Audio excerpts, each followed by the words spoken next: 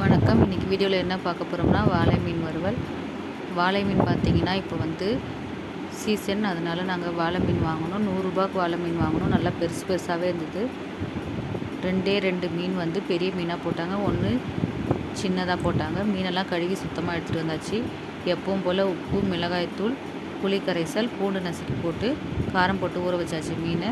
Stove on பண்ணி தோசைக்கல் வச்சுட்டு தோசைக்கல் சூடானதும் எண்ணெய் ஊற்றி ஒரு துண்டாக எடுத்து போட்டு நம்ம வறுக்க ஆரம்பிச்சிடலாம். வாளை மீன் ரொம்பவும் டேஸ்ட்டாக இருக்கும். மீடியம் ஃப்ளேமில் வச்சு நம்ம மீனை திருப்பி போட்டு எடுத்துடலாம். நல்ல மீன் வெந்ததுக்கப்புறமா ஸ்டவ் ஆஃப் பண்ணிடலாம்.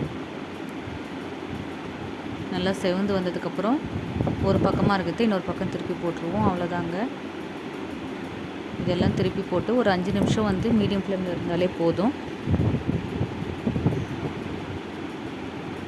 வாளை மீன் கிடைக்கும்போது நீங்களும் வாங்கி செஞ்சு பாருங்கள்.